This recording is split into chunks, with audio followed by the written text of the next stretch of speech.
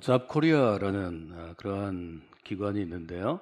주로 대학생들과 청년들을 대상으로 이제 젊은이들이 취업하는 일이 20대 혹은 30대 중요한 사회 통과 관문이기 때문에 그런 정보들을 취합하고 제공하고 또 알려주는 그러한 기능들을 하고 있는 기관입니다. 꾸준히 여러 질문을 가지고 이제 설문조사를 하고 조사들이 이제 쌓여 있는데요. 이런 질문을 매년 합니다. 한국 사회에서 성공하는 가장 중요한 요소는 무엇입니까? 오늘 제가 지금 소개해 드리는 것은 대학생들을 대상으로 한 설문조사인데요. 대학생 1,403명을 대상으로 2015년 같은 질문을 하고 2018년 같은 질문을 해서 그 결과를 이제 비교한 이제 글을 제가 읽고 이제 인용하는 것입니다. 2015년에 이 질문을 했을 때 1위는 내가 어떻게 하면 한국 사회에서 소위 성공하겠는가에 대한 1위 요소는 학벌과 출신 학교였습니다. 10년 전 이야기입니다. 10년 전에 대학생이었던 젊은이들은 학벌 및 출신 학교가 25.7%로 1위를 했고 2위는 뭐 부모나 또 자기를 도울 수 있는 가족들이나 후원자의 경제적인 뒷받침이 20.4%를 차지했습니다. 두 이제 요소 중에 5.3% 정도 차이가 나죠. 3년 후 2018년에 조사 결과를 했을 때 놀랍게도 1위와 2위가 뒤바뀌었습니다. 1위가 부모의 경제적인 뒷받침으로 23.7%가 답을 했고 2위가 이제 학벌 및 출신 학교로 20.2%를 답변했습니다. 제가 이 점 때문에 2020년 이후의 통계치가 아니고 2018년과 15년의 통계를 비교한 것을 여러분에게 좀 이야기하려고 합니다. 전통적으로 지금의 50대, 60대, 70대 부모 세대는 학벌과 출신 학교가 나의 인생을 좌우한다고 생각한 시대입니다. 그것이 이제 세계에서 우리가 교육열이 제일 높다 이렇게 얘기하는데요. 교육열이라기보다는 특정한 몇 학교, 우리가 좋은 학교라고 불리는 인류 학교에 넣기 위한 뭐 부모의 한 20년 혹은 25년, 30년 가까운 노력들이 계속되는 게 지난 50년 동안의 한국 사회였습니다. 근데 지금의 대학생들은 내가 학벌 및 출신 학교보다 조금 더 내 인생을 좌우하는 건 부모가 갖고 있는 재력이다, 경제적인 뒷받침이다 이렇게 생각하는 거고요. 지난주에 저희가 다룬 주제는 한 미국에 있는 신학대학원에 22년간 했던 총장이 후임을 선택할 때 리더십의 선택 요건은 무엇이냐, 이게 능력이냐, 또는 신학교니까 그가 갖고 있는 신실함, 혹은 그의 정직, 혹은 그의 믿음이냐, 뭐 이런 문제를 가지고 저희가 함께 나누었는데요. 세 번째 요소는 두부 조사에서 똑같았는데 소위 말해 능력입니다. 내 영역에 대한 일종의 전문성. 이게 이제 2018년 조사가 14% 정도 됐고요. 4위는 우리가 그토록 중시하는 한국의 일종의 인맥입니다. 인맥이나 대인관계 능력이 12.9%, 큰 차이가 없는 거죠. 그리고 5위에 집안의 배경, 이거는 1위 부모의 경제적인 뒷받침과 좀 이어지는 부분이 있다고 볼 수 있죠. 8.6%입니다. 그래서 제가 1위와 5위를 더해 보니까 32% 정도 되는 그러한 수치가 나온 것을 여러분이 한번 생각해 보시면 좋을 것 같습니다. 최근 조사를 이 똑같은 기관에서 했는데 대상이 좀 다른데요. 대학생이 아니고 20대, 30대, 40대 성인 남녀 3,882명으로 대상한 조사 결과에는 여전히 경제적인 뒷받침, 부모의 재력이 1위였고 29.5%고요. 2위가 좀 바뀌었는데 학벌이 밑으로 내려가고 이제 개인의 역량, 즉 개인의 능력, 유능함이 22.7%로 차지했는데 이 조사 결과는 대학생이 아니고 자기가 실제로 직장 생활을 하고 창업을 한 사람들이 답하는 것이기 때문에 저는 뭐 거기서 차이가 좀 났다고 봤습니다. 젊은 대학생들이나 아니면 청년들이 생각하는 것과 이미 한국 사회에서 어려운 시절을 본인의 노력 또 본인의 뼈를 까는 성장이나 변화를 통해서 이제 극복하게 되면 뭐 이 요소가 좀 차이가 있는 것은 분명히 있습니다. 근데 좀 걱정스러운 것은 세상을 보는 눈이 왜곡돼 있을 때 이들이 앞으로 살아갈 이제 10년 후, 20년 후, 30대, 40대, 50대, 60대의 삶이 과연 균형 잡히고 건강하고 조금 더 미래지향적일 것이냐, 발전적일 것이냐에 대해서는 저는 사실은 의문을 좀 갖고 있습니다. 내가 열심히 노력하고 애쓰고 내가 주신 재능을 개발하고 그래 성장하고 발전해서 나의 인생도 이렇게 성장한다는 기대를 가지고 젊은 시절부터 애쓰고 노력하는 삶과 아무리 노력해도 30년 후에도 나는 부모의 경제적인 뒷받침이 적기 때문에 또 내 주변에 있는 인맥들이 뭐 그저 그래서 또 학교 때문에 내 인생이 잘 발전하지 않으리라는 그런 생각을 갖고 살아가는 인생은 차이가 클 수밖에 없습니다. 1, 2년이 아니고 10년, 20년, 30년이면 아마 저는 큰 차이를 가져올 것이라고 봅니다. 제가 이 말씀을 드리는 이유는 한 사람의 리더십을 선택하는 기준에 대해서 얘기할 때 적어도 지난 50년간 한국 사회는 유능함을 굉장히 중요한 덕목으로 보았는데요. 지금 자라나는 세대, 여러분의 자녀들 또 우리의 청년들은 내 개인의 능력보다는 훨씬 더 영향을 미치는 다른 요소가 한국 사회에 있다 이렇게 생각하는 것, 즉 왜곡된 눈이 있다는 걸 말씀을 드렸습니다.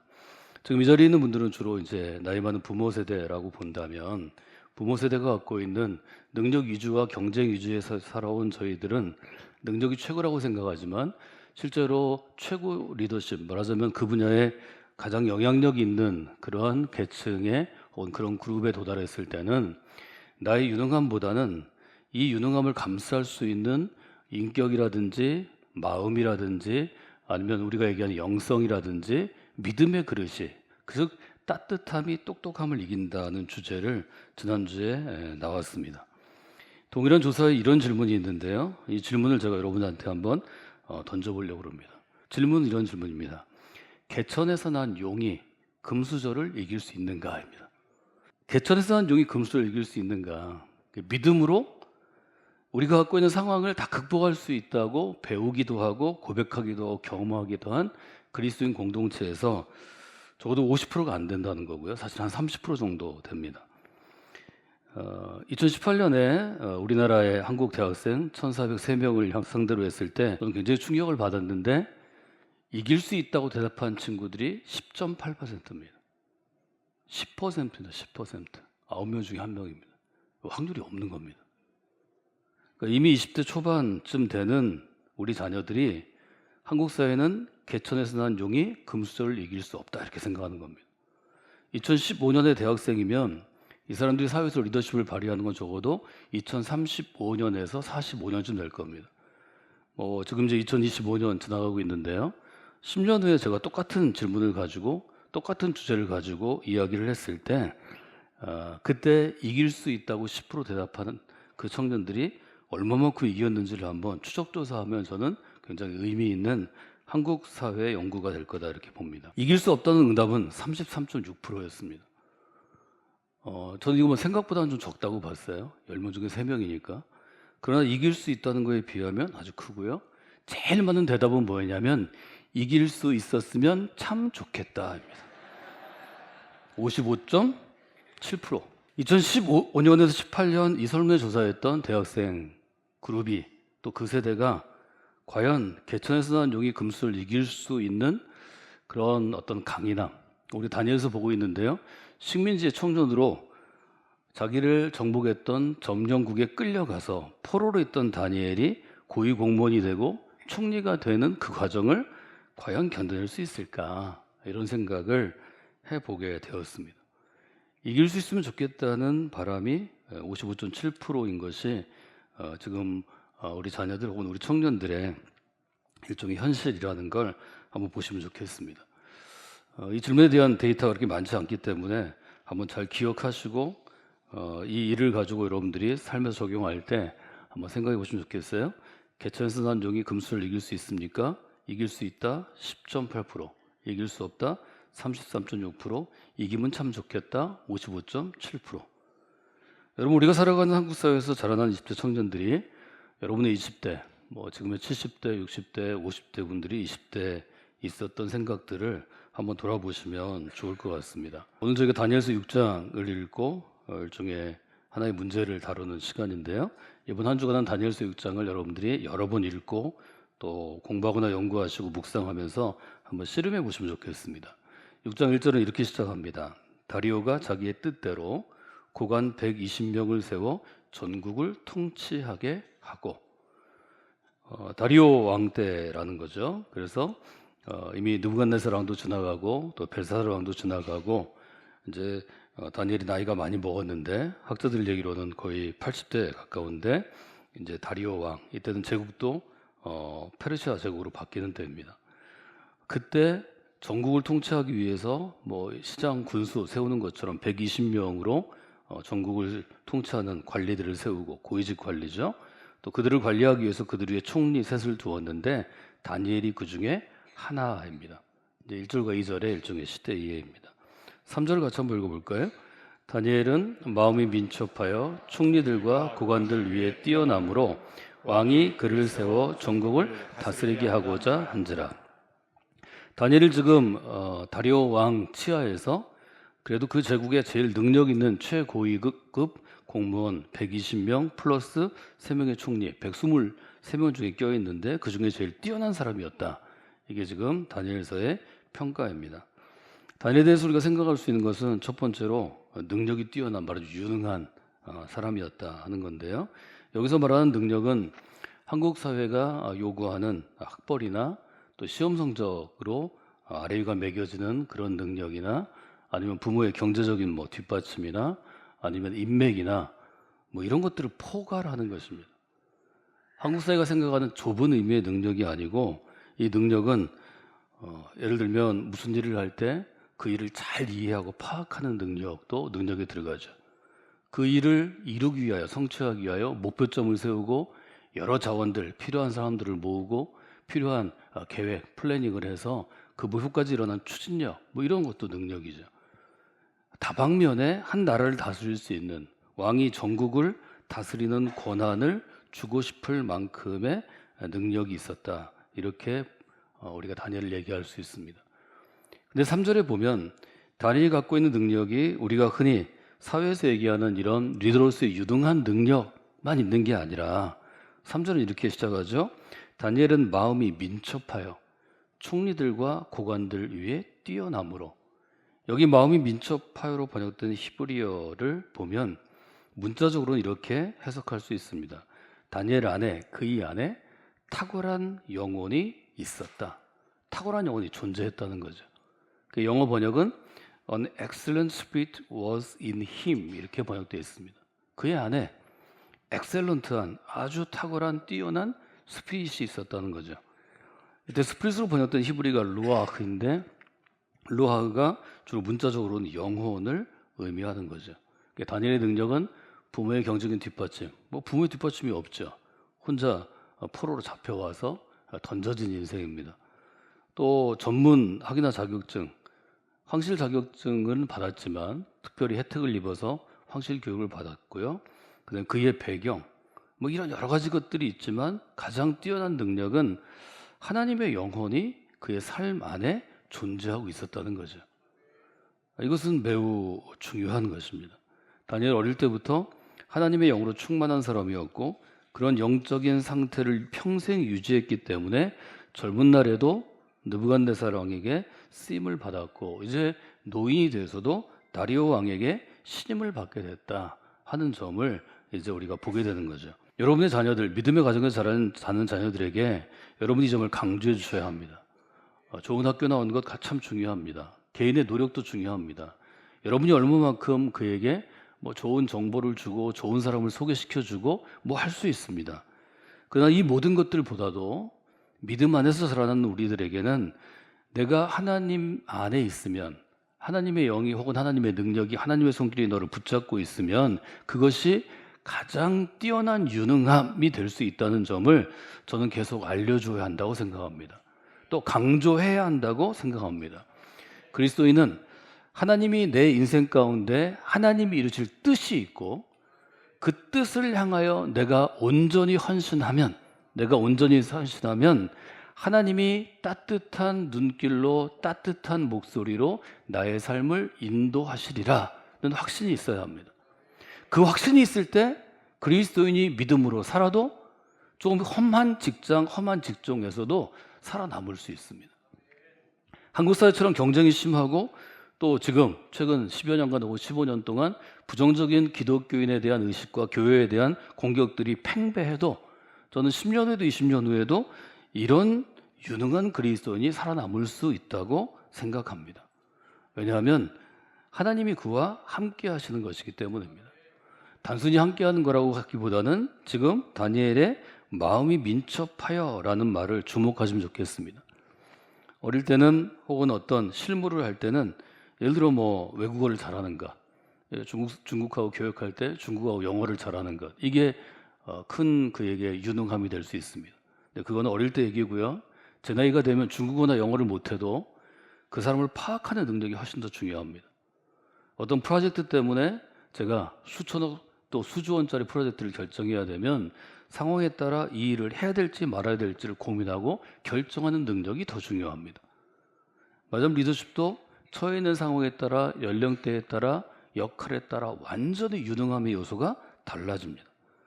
변하지 않는 것은 내가 이 일을 왜 해야 되는가 하는 목적이 분명해야 되고 이 일을 할 때 할 수 있으면 그리스도인으로 신실하고 정직하고 또 위법하지 않은 일들을 내가 해야 되겠다는 생각이 있고 이 일을 통해서 나에게 유익이 아니라 적어도 한국 사회에 적어도 세계 혹은 우리의 미래에 도움이 됐으면 좋겠다. 이런 포괄적인 생각을 갖고 있을 때 그때 하나님의 쓰임 받음을 크게 경험할 수 있습니다.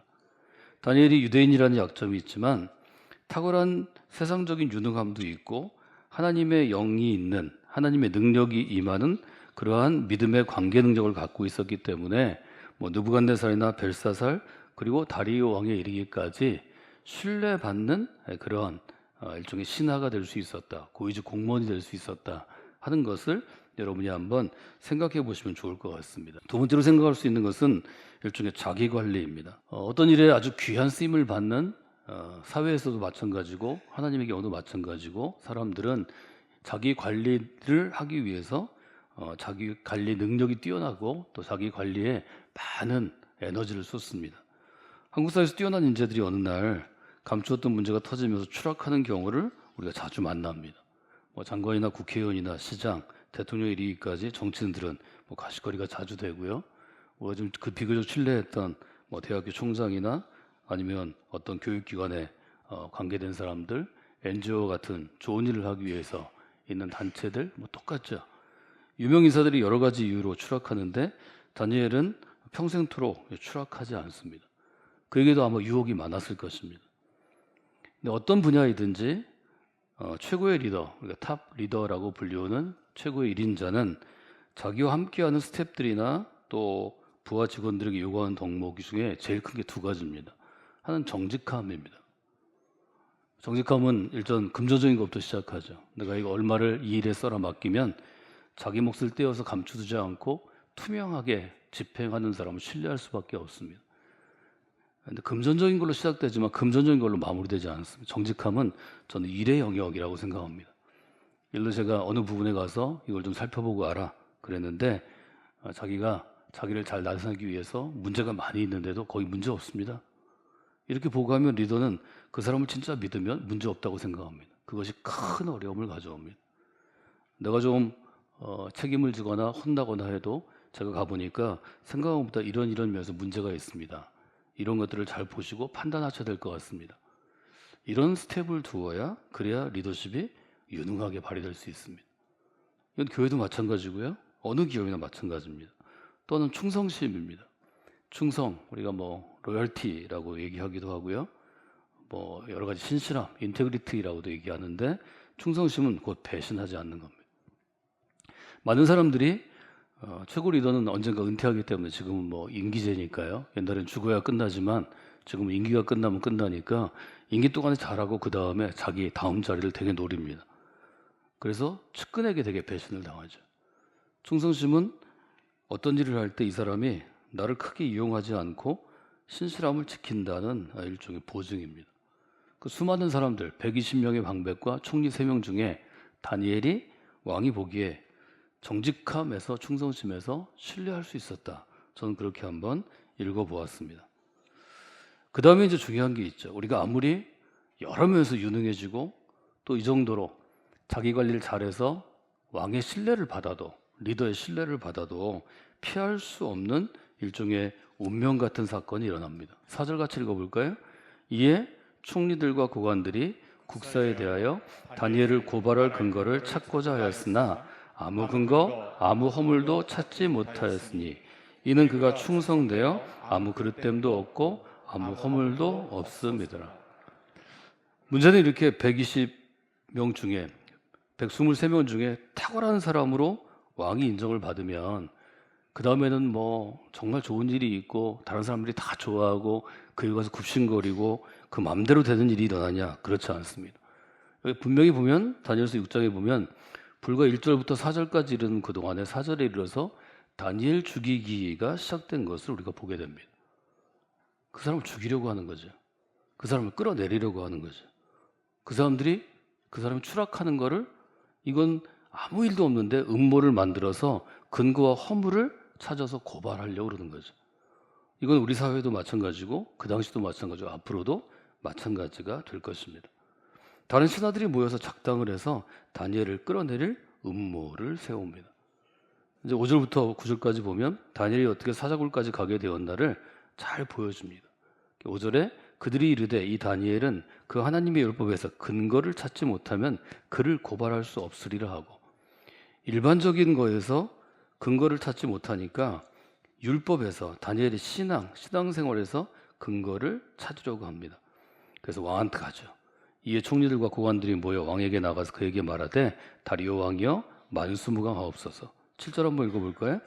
나라의 모든 총리와 지사와 총독과 법관과 관원이 의논하고 왕에게 한 법률을 세우며 금령을 정하실 것을 구하나이다. 왕이여 그것은 곧 이제부터 30일 동안에 누구든지 왕의 어떤 시에게나 사람에게 무엇을 구하면 사자굴에 던져 넣기로 한 것이니이다. 그런즉 왕이여 원하건대 금령을 세우시고 그 조서에 왕의 도장을 찍어 메대와 바사에 고치지 아니하는 규례를 따라 그것을 다시 고치지 못하게 하옵소서 하매, 이에 다리오 왕이 조서에 왕의 도장을 찍어 금령을 내니라. 다른 신하들이 모여서 아주 치밀한 음모를 꾸미고 다니엘을 끌어내릴 그런 일을 하는데 자기들은 피해가 안 가게 합니다. 그래서 사실은 다니엘에게 이런 문제를 주는 것도 왕 자신이 될 것이고 다니엘을 징치할 사람도 왕 자신이 되는 거죠. 이렇게 다니엘이 잘 되는 것을 마음으로 꺼려해서 이런 음모를 꾸미는 것을 우리는 아주 단순하게 마음의 용어로 심리학적으로 뭐 시기심이다 이렇게 얘기합니다. 배가 아프다는 거죠. 다니엘이 잘 되는 걸 보고 배가 아프다는 거죠. 이때 배가 아픈 것은 의학적인 배가 아픈 게 아니니까 소화제를 먹거나 진통제를 먹어서 해결될 문제가 아닙니다. 이 문제는 다니엘이 없어져야 해결됩니다. 사람 때문에 배가 아플 때는 그 사람이 끌어내려주고 바닥에 굴러가고 뭐 감옥에 가고 결국 사형을 당해야, 없어져야, 그래야 아주 속 시원하게 해결이 된다는 거죠. 지난 9월 11일과 12일에 지난주에 제가 말씀드린 것처럼 제가 남부연에서 목사 안수를 받기 진급하는 이제 젊은 준회원, 아직 안수 받기 전에 전도사들, 그리고 이미 목회를 하고 있는 정의원 목회자들이 교회 탐방 프로그램을 진행했습니다. 저희가 규모도 큰 교회를 선정하기도 했고 작은 교회도 있고 특징 있는 교회들, 지역사회를 위해서 일하는 교회도 있고 도서관 사역을 하는 교회도 있고 또 뭐 청년 사역을 하는 교회도 있고 여러 교회가 있는데요. 그중에 좀 규모가 크고 잘 알려져서 이제 목회자가 막 유명해지는 교회도 있습니다. 비단 이런 교회 탐방뿐만 아니라 제가 교회 탐방 프로그램을 쭉 진행해 보면 참석한 사람들한테 여러 이제 참여 소감을 듣습니다. 피드백을 받습니다. 그렇게 받을 때 특정한 교회를 제가 얘기하지 않지만 예를 들어서 잘 알려주고 그 목회자가 아직 젊은데 유명해지는 그런 교회들을 반드시 저희가 방문하거든요. 그러면 교회의 뒷이야기 혹은 그 목회자의 뒷이야기를 들을 때 신학교를 같이 다닌 대개 친구들, 그러니까 신학교 안에서 몇 년 동안 같이 있던 친구들이 별로 좋게 얘기를 안 합니다. 제가 그 교회를 다녀왔다, 또 이 목사님을 제가 이런데 강사로 스피커로 추천했다 이러면 별로 좋지 않은 약점, 뭐 과거의 어떤 일, 이런 걸 저한테 얘기합니다. 뭐 그런 일들을 당하면서 저는 돌아오는 길이나 혼자 차 안에 있을 때 이렇게 질문합니다. 신학교에 다니던 20년 전에 A라는 목회자가, 그때는 청년이고 20대 청년이고 대학생이고, 지금의 A가 아닌데 왜 그렇게 이야기를 할까? 사실 젊은 시절에 저도 제 주변에 제가 신학교에 다니거나 교제하던 사람들 중에서 유명해진 목사님들, 유명해진 교회들이 여러 있는데요. 뭐 그때도 제가 똑같이 그렇게 했던 것 같습니다. 생각해보면 20대 청년 대학생 시절에 그 부족하고 연약하고 나쁜 점이 많던 사람이 예를 들어 50대가 돼서 아주 영향력 있는 교회를 점점 이루어가고 또 설교도 점점 좋아지고 리더십도 점점 좋아진다면 그 시간만큼 변화됐을 것입니다.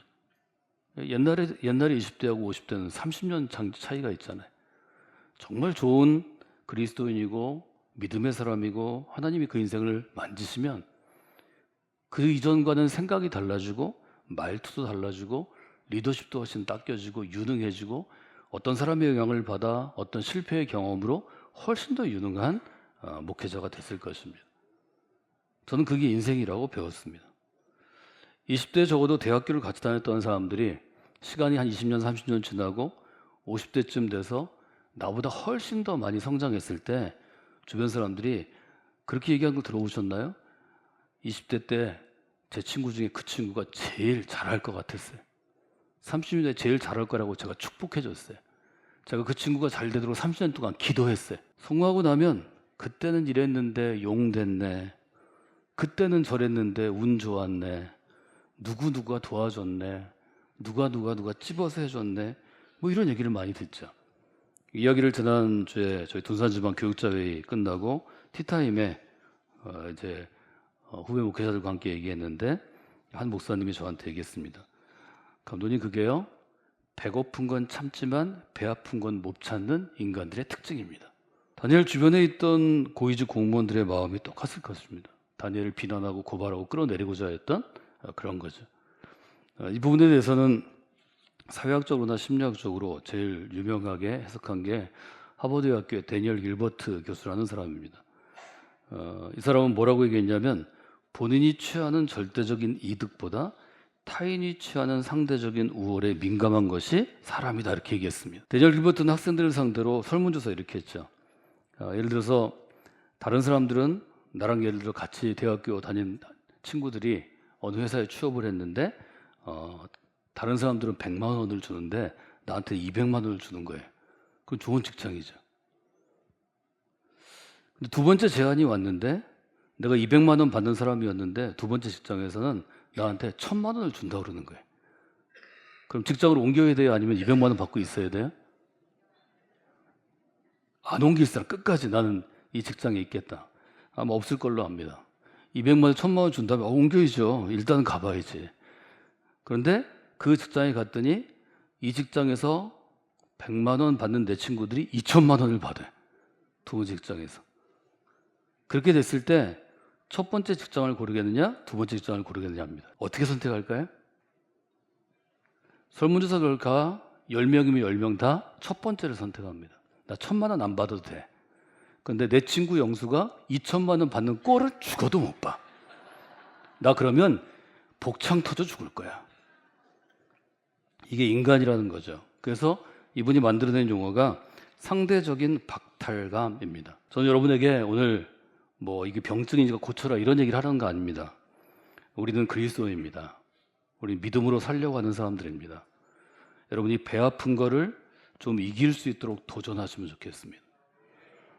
제가 이 얘기하지만 저도 아주 민감한 사람이고 분석 잘하는 사람이고 정보에 밝기 때문에 배 아픈 일이 평생 동안 많았습니다. 너무 배 아픈 일이 많죠. 앞으로도 많을 거예요. 그럼 배 아픈 채로 살다가 주님 앞에 가는 게 우리가 신앙생활 잘하는 거냐? 아니면 이 배 아픔을 주시는 주님께 뭔가 교훈을 얻는 게 잘하는 거냐? 제가 이 생각으로 여러분에게 하는 거고요. 첫 번째로 말씀하는 건 믿음으로 도전하라는 것입니다. 배고픈 걸 찾을 수 있는 건 배고픈 것이 개인의 영역이기 때문입니다. 이건 생존의 본능에서 오지만 좀 같이 배고플 때는 참을 수 있습니다. 같이 배고팠는데 딴 사람이 너무 성공하거나 그 노력보다 너무 좋은 결과를 얻거나 갑자기 행운을 얻을 수도 있어요. 지나가다가 전화번호 적고 가라고 그랬는데 갑자기 내가 원하는 차를 공짜로 받을 수도 있어요. 이런 거 오면 배 아파가지고 일주일 동안 여러분들이 아파서 교회 못 나오면 이게 무슨 손해냐고요. 그렇죠? 그래서 한국 사회는 배고픔을 불평등이라고 보면 불평등은 어느 정도 용인하지만 배 아픔, 특히 과정의 불공정함은 매우 민감한 사회입니다. 그리고 이것이 어쩌면 한국 사회 전체를 흔드는 굉장히 위험한 요소가 될 수 있습니다. 여러분들은 믿음의 사람들이기 때문에 전 첫 번째 믿음으로 도전하라고 그렇게 좀 권하고 싶습니다. 두 번째는 배 아플 때 솔직하게 기도하십시오. 하나님, 제 옆에 있는 친구 누구누구 때문에 너무 배가 아픕니다. 이 배 아픔은 제가 도무지 감당할 수 없습니다. 그러나 하나님, 저의 이 연약함을 하나님 받아주시고 이 배 아픔이 저에게 새로운 도전의 계기가 되게 하여 주시옵소서. 저 이렇게 기도하는 게 좋다고 생각합니다. 저희가 함께 친한 친구 4명이 모여서 이 문제 가지고 얘기할 때 우리보다 한 20년쯤 앞에 있는 이제 은퇴하신 목사님 한 분이 자기 얘기해 주셨습니다. 자기도 저희들 얘기하는데 저희 나이 때 40대 때 뭐 이럴 때 굉장히 배 아프고 힘들어서 죽을 뻔했는데 그때 하나님이 좋은 해결책을 주셨다고 그렇게 얘기를 했습니다. 이분이 이제 비슷한 시기에 그때 막 개척의 시대인데 80년대에 개척하고 10년 이쯤 지나니까 비슷한 시기에 뭐 나랑 비슷한 사람이 개척했는데 결과가 너무 많이 차이가 나는 거예요. 어느 날 크리스마스 날 새벽이었는데 우리 교회는 뭐 개척하고 10년 되는데 저 그렇게 예배를 드리고 이제 좀 걸어가지고 가다가 옆 교회 지나가는데 그 교회는 안에 성도들이 가득 차 있는 거예요. 너무 행복하게 크리스마스 새벽을 지내는 거예요. 너무 배 아파 죽을 것 같더래요. 그래가지고 그 교회 정문을 딱 붙잡았는데 그때 하나님이 어떤 마음을 주셨냐면 이런 마음을 주셨답니다. 기도하게 하셨는데 하나님, 이 교회에 성도들이 가득 차게 하셔서 감사합니다. 하실 수 있으면 여기서 남는 사람 저희 교회에 주시기를 원합니다. 그렇게 기도하고 너무 쓸쓸한 마음으로 돌아갔대요. 어떤 일이 있었는가 하면 그렇게 하고 며칠 지난 다음에 이분이 교회에 앉아가지고 이제 뭐 설교 준비도 하고 전화 신방도 하고 하는데 대전 시내 지도가 필요하겠더래요. 그래서 그 당시는 지도를 뭐 파는 가게가 은행동에 있었습니다. 은행동에 가가지고 대전 시내 큰 지도, 시내 전도인데요. 갔다가 자기 벽을 치고 벽에다 딱 붙였대요. 그리고 최근 10년간 가장 부흥한 교회를 교파를 초월해서 쭉 동그라미를 동네마다 그렸대. 동네마다 그리니까 열몇 교회 이렇게 나오더래. 그래서 그 교회를 놓고 매일 새벽 기도했대요. 뭐라고 기도했겠어요? 하나님, 성광교회, 산성교회, 선창교회 부흥하게 해주시니 감사합니다. 차고 넘치게 하시고 남는 건 다 져주세요. 이렇게 기도했다는 거예요. 그래도 배 아픔이 가시지 않으면 저는 이분이 굉장히 훌륭하다고 지금 말씀드리는 거예요. 그러면 그 교회까지 갔대요. 그 교회까지 가서 그래도 가서 기도하면 하나님이 더 효력이 있으시리라 생각을 하고 그 교회 사람들 안 볼 때 주로 어두울 때 가가지고 그 교회 문을 붙잡고 기도했대요. 똑같은 기도하는 거죠. 하나님, 이 교회 부흥하게 하시고 좋은 성도들 많이 보니 너무 감사합니다. 저 너무 배 아프니까 남는 건 저한테 다 주세요. 그렇게 하고 한 10년쯤 지난 다음에 이분이 정말 큰 부지를 사고 거기다가 교회를 짓고 뭐 제일 큰 교회 중에 하나를 이루게 되었다는 얘기를 저희들과 이제 밥 먹는 자리에서 아주 유쾌하게 나눴습니다. 여러분, 예수 잘 믿어도 배 아픈 거 없어지지 않습니다. 제가 지난주에 말씀드린 것처럼 똑똑한 사람은 예수 잘 믿어도 똑똑하게 살려고 노력합니다. 그걸 벗는 게 쉽지 않습니다. 바뀌는 게 있습니다. 믿음으로 이게 좀 문제가 있다고 생각하면 도전하셔야 합니다. 도전하면 하나님께서 여러분에게 맞게 처방하십니다. 앞으로 직장에서 여러분 똑같이 입사했는데 뭐 나보다 별로 생기지도 못했고 말도 못하고 일도 잘 못하는데 앞서가는 사람이 있으면 배 아파하십시오. 그래서 배 아픈 다음에 붙잡고 기도하십시오. 하나님, 배 아파 죽겠습니다. 제발 저는 살리셔야죠. 저 예수 믿다 죽으면 이거 어떡합니까? 저는 살리시고 이 배 아픔이 저 친구한테는 더 열심히 해서 더 좋은 리더가 되게 하시고 저한테는 더 계기가 돼서 저도 잘할 수 있도록 제 길을 주소서. 여러분, 하나님 그렇게 하셔야 기뻐하십니다. 그렇게 도전하시면 우리가 갖고 있는 심리적인 이 배 아픔이 오히려 우리를 훨씬 더 영적으로 윤택하게 하고 아름다운 삶으로 이끄는 길이 될 수 있습니다. 저는 이게 믿음의 좋은 교훈이라고 생각합니다. 다니엘을 통해서 여러분들이 그렇게 도전하시는 분들이 되시기를 주님의 이름으로 부탁을 드립니다.